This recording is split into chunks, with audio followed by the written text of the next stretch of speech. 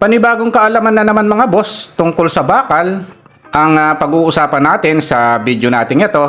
Ito mga boss yung difference between longitudinal bar and transverse bar, no? O yung longitudinal reinforcement at saka yung transverse reinforcement. Step by step po nating pag-aaralan yan mga boss sa video natin ito. Kaya lang gusto ko lang ipaalam sa inyo mga boss na meron na tayong mahigit 400 na videos. Sana po panoorin nyo yung mga video niyan dahil sigurado pong madadagdagan ng inyong kaalaman sa civil engineering at construction. At bago tayo mag-umpisa mga boss, huwag nyo po sanang kalimutang pindutin muna yung like. Isama nyo na rin po yung subscribe tsaka notification bell. Okay, umpisahan na po natin yung topic natin. Ang una nating pag-uusapan mga boss, no? Dito sa difference between longitudinal and transverse reinforcement, ano po ba yung longitudinal at saka transverse reinforcement na yan, no? Unahin na po natin yung longitudinal reinforcement. Pag sinabi pong longitudinal reinforcement, sa biga po, ito po yung mahabang bakal na ito. Ayan po, na nasa baba, no? At saka yung mahabang bakal na ito na nasa taas. Ayan po yung longitudinal reinforcement or reinforcement bar, no? Ang tawag po dyan main bar reinforcement din, no? Or main bar, no? Ayan po yung sa biga, no?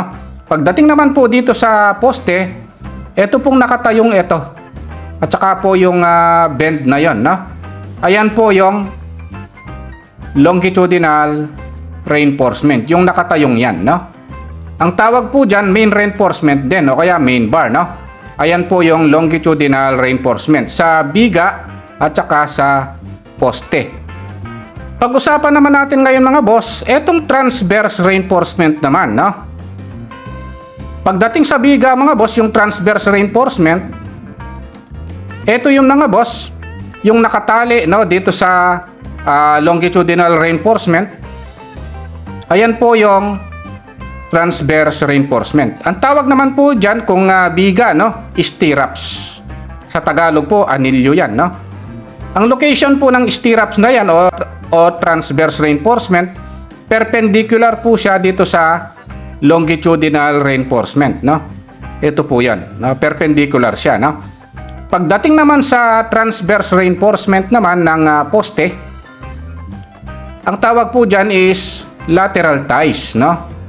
Sa Tagalog, anilyo din yan mga boss, no? Ito rin siya.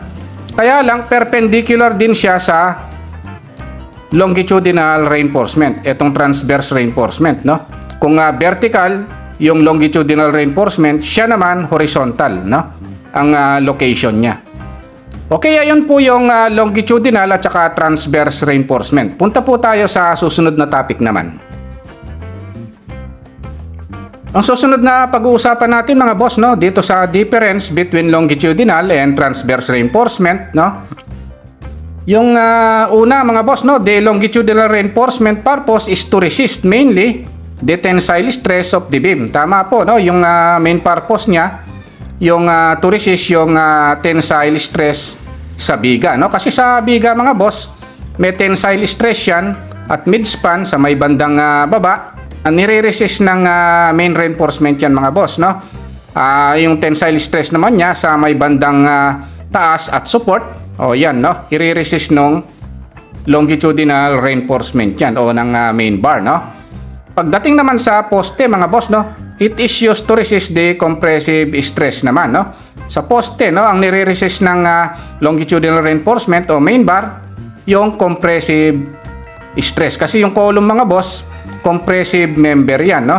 Ito sa transverse reinforcement mga boss, no? Ang purpose niya is to hold the longitudinal reinforcement, no? Tama mga boss, para hindi magkahiwa-hiwalay, no? Para nasa tamang pwesto, no? Itong main reinforcement, no? Siyempre itatali natin yan ng anilyo, no? Parehas mga boss ng biga at saka ng poste, no? Ngayon, and to resist the shear forces of both beams and columns. Parehas pong i-resist yan ng transverse reinforcement. Yung shear forces sa biga at saka sa poste. Okay, yun lang mga boss, no? Kung nagustuhan nyo itong video natin, huwag nyo po sanang kalimutang pindutin yung like, Isama nyo na rin po yung subscribe tsaka notification bell. Thank you very much and God bless po sa inyong lahat.